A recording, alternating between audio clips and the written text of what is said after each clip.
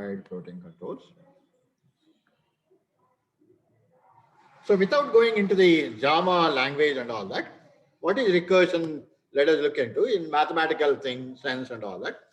One of the popular recursive example that's always given is factorial of n, right? For example, whenever you want to find out factorial of a number like n, factorial of n, you want to find out what is factorial of n, right? What is factorial of n? In a recursive sense, this is actually defined like this. Generally, in all recursive cases, there are two cases. One is when to stop recursion, and the other one is when to call itself recursively, based on the parameters, based on the value of the parameter. We know very much that factorial of n is equal to 1, right? If the value of n is less than 2, you can say, right? Probably. If the value of n is less than 2, that means either it is 1 or 0, that's what you really mean by. We can say that its value is already known. So the cases where the value is known for a particular function, this is normally called as a base case, right? Base case. Whereas the same factorial of n is recursively defined as n multiplied by factorial of, call itself recursively now, n minus 1, the present value of n minus 1. So in order to know the factorial of n, you should know factorial of n minus 1. And then whatever is the result that you get for factorial of n minus 1, that result multiplied by n is the result of factorial of n. This is what? If n is, otherwise also you can say, in fact, if n is greater than 1. If n is greater than 1. And in fact, this is a case of recursion. This is a case of recursive case or recursion case, whatever. So let me call it as recursive case.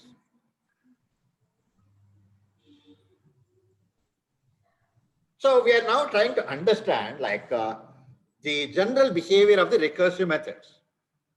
Then how to go about writing corresponding programming statements and all that will vary from language to language. We'll study that also. But recursion is a very simple idea, but very powerful idea at the same time. Once you understand, in some places, it's going to be very useful, right? So we can solve the factorial of n either by using a repeated kind of thing like iterative technique, no doubt, and by using recursion also you can do that. Right? This is what is called as factorial of n is defined as in this particular sense.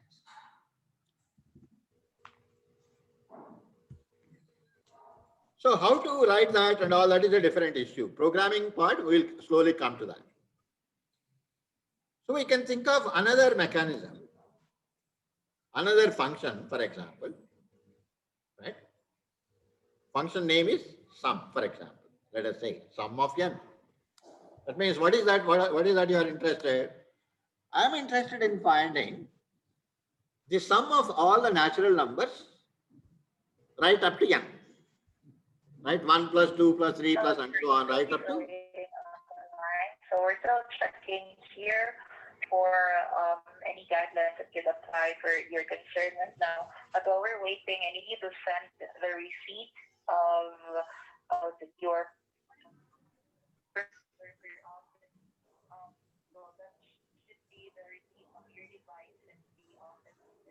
So there is some noise there, probably, I don't know. All of you, whenever you are not communicating to me, you please unmute yourself, mute yourself, rather. Okay. Mute your microphones whenever you are not speaking to me. After that, what I do? All of you are free to ask questions at any point of time. That freedom you have it. Suresh, you may have to actually mute your microphone if you are not speaking. What happens is like if you are in a crowded place or maybe in a house or whatever, So all the sounds that are happening in your area will be captured by that mic, and it will create What I've unnecessary. written there.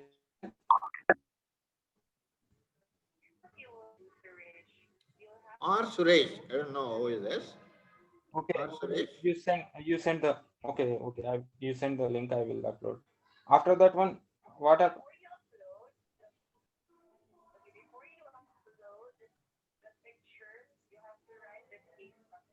okay,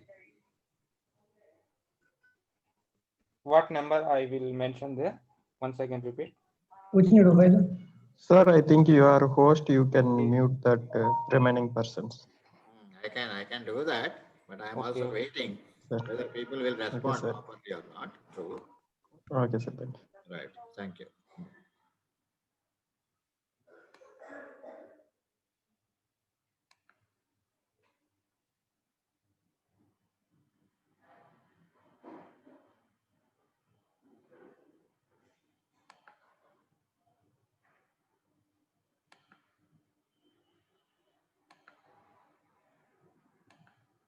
This is a group where all of us are trying to grow by sharing our knowledge, sharing our experiences, and so on. So proper behavior also is equally important. For a period of time, all of us will fall in line. Anyhow, so these are only initial classes, I understand, but try to follow the rules. So especially whenever you are not speaking, always mute yourself. So then it will not create unnecessary, what I call disturbance in the channel. Okay, so thank you.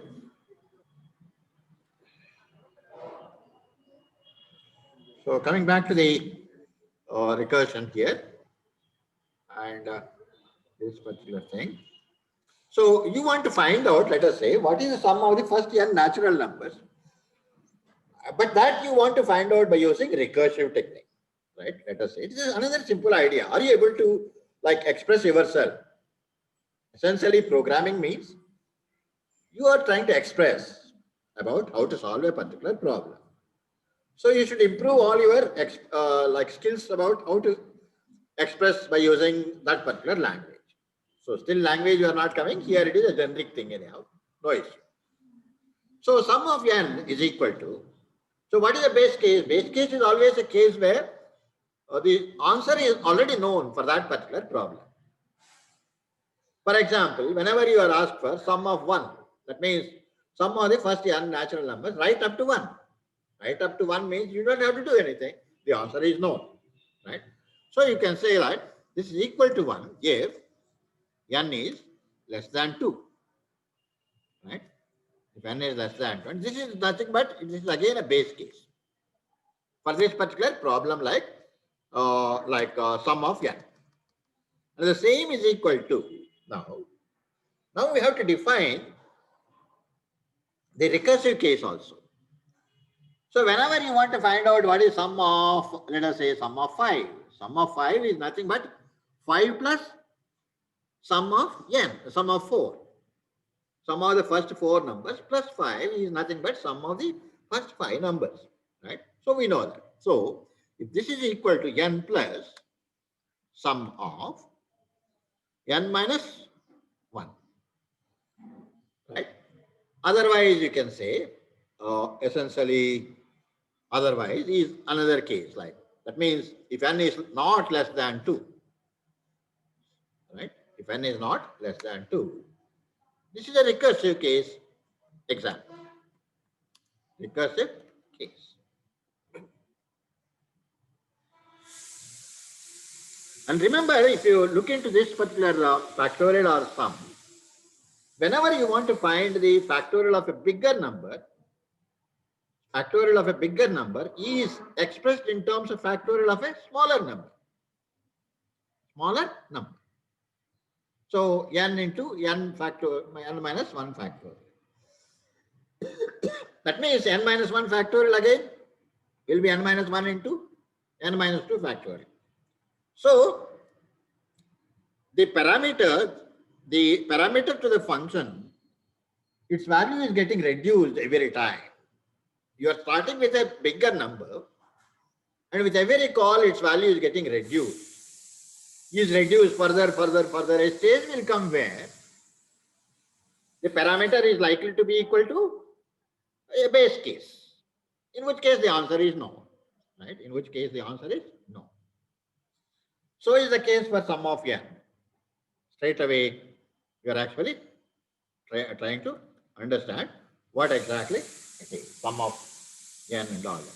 Now, probably we can try to write the corresponding functions and all that in Java language. Within the Java language, all of you are right now familiar that everything has to be put inside the classes and all that. And the method like factorial method, which is likely to be probably what you call a static method, we can say. The method that can be called through the name of the class. So we will include that particular thing. Let us write down the signature or the code for only the factorial method, assuming that it is likely to be inserted into some other class. So what is the likely signature for that particular thing? So you can say public, static, and then it is a public method which can be called from outside. Static meaning that it can be called through the name of the class. And then it returns a value, right? So naturally it is returning an integer value.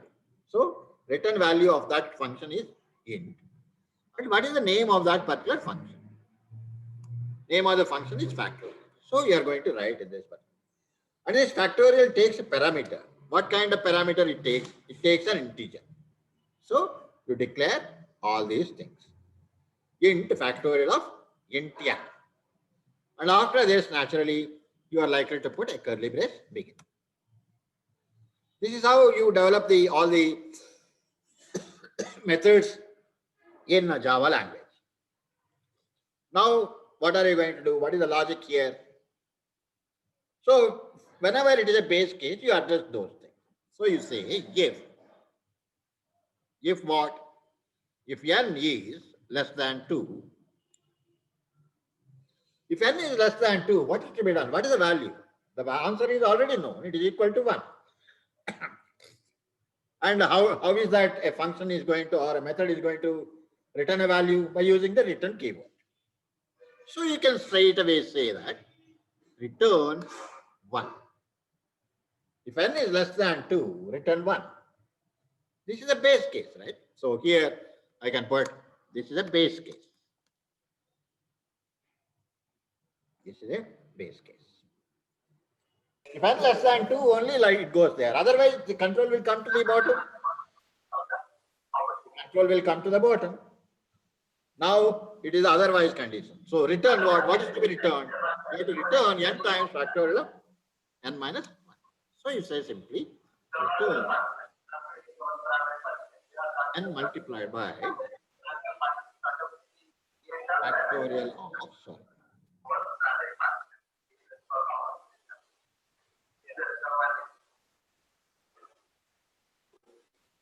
Again, there is a disturbance in the channel. Return this particular thing.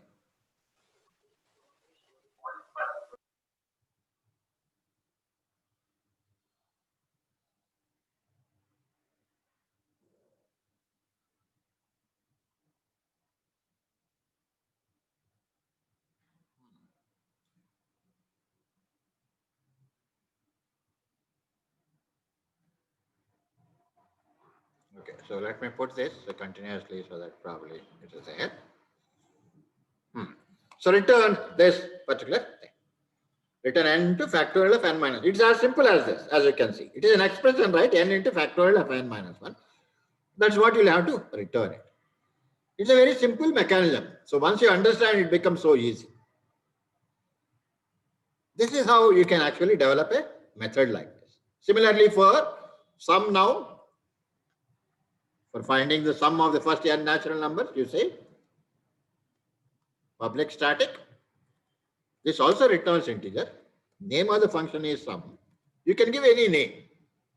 We are only selecting that to be sum or something like this. So int followed by n. This is n is a parameter. And after this curly brace begins. So here again the base case. If n is less than 2, So the value is known. So you say return. If n is not less than 2, the control will come to the next line. So naturally, what is to be returned here? You can easily understand. Return n plus, right? So the current value of n plus sum of the previous things. Previous n minus 1 numbers. Like this. So like this, you can comfortably develop methods in the Java language. So whenever you develop any recursive method, always ensure that you understand the mathematical like way of dealing with it. Mathematical way of dealing in this particular manner. Once you write that, writing the code becomes very simple. Depending upon the language, you can use that syntax and simply write down. And all the recursive methods, you will have to identify what is the base case. There may be multiple base cases also. There may be multiple recursive cases also. Nothing wrong in that. Right? So you have to solve all the what I call base cases. Find out what are the base cases and what are the corresponding values, return values. Similarly, what are the recursive cases and what is the corresponding expression for that. Right? So once you do that, then it's a matter of writing the corresponding code. Now let us actually develop a Java class for that, so that we can even compile and then do all that particular stuff. So now I will say new.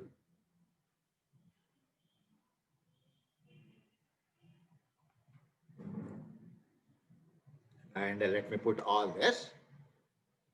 This entire thing is there.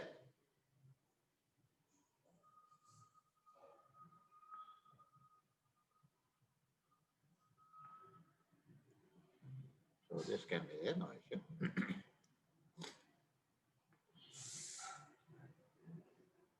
Okay. So let's give a name there, like we can say public. Class you have to develop. So you say public class. Class name. It is some recursive examples, right? We are actually saying. So the class name may be REC, stands for recursion or REC kind of it. And then curly brace begins. So inside that, now you have to copy this entire thing. Control X. And then control. Then we may have to actually give a proper indentation here. Right? So indentation is also given. Let us also save this so that so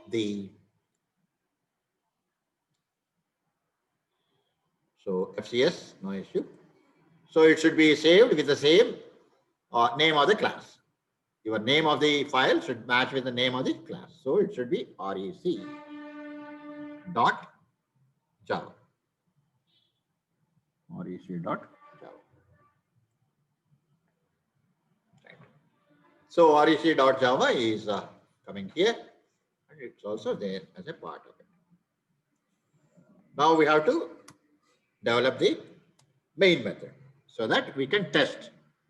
We can test public static void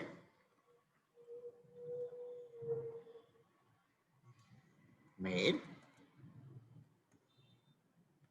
and parameter that it takes is string array.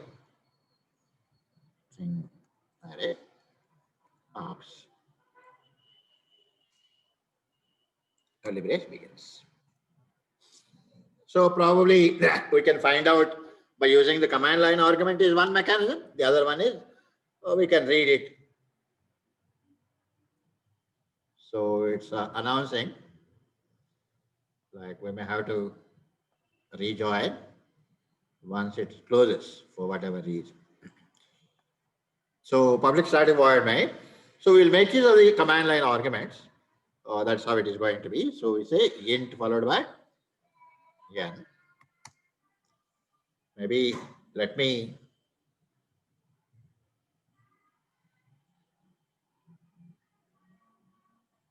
2:30 is, okay, another 10 minutes time is there probably. So most likely we should be able to complete this, right? So int n, I am declaring the variable n, and n is equal to now, n equal to, you try to convert the parameter, right? So you say integer dot parse int of the parameter args of 0. Args of 0. That is the value of n. Now we will have to print the, let us say factorial of n. We also want to print the summation of n, both. So we can say system dot out dot printf of. So what shall we call factorial of? Right. Factorial of percentage d is percentage d. And then a new line. Comma. The value of n is a factorial. Factorial of semicolon. This is how you can. And then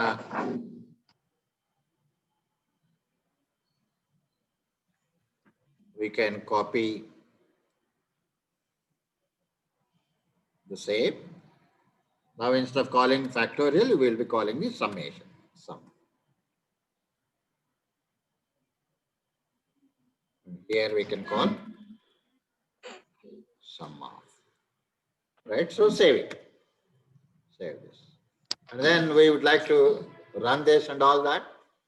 How to do that? Probably we may have to. This is in NetBeans projects, documents, NetBeans project. So we'll have to go into that. So let me fire the command prompt so that command line arguments can be processed. Documents.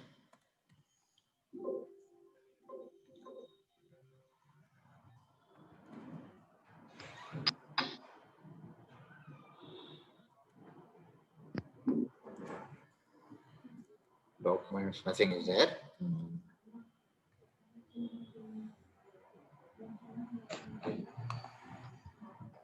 Copy the path.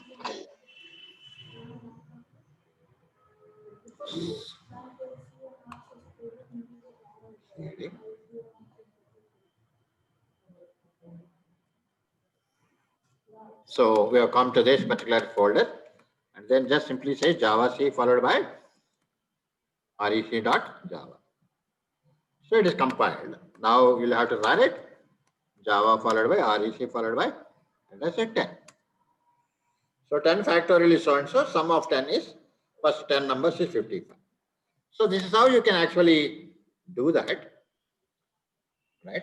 So essentially, you should be able to compile it and you should be able to run that without having any issue. So these are the two examples. Let me close this on our own and again restart so that another 40 minutes we will have it and start afresh. So let us see. You try to join again. I'm just going to close it and again rejoin.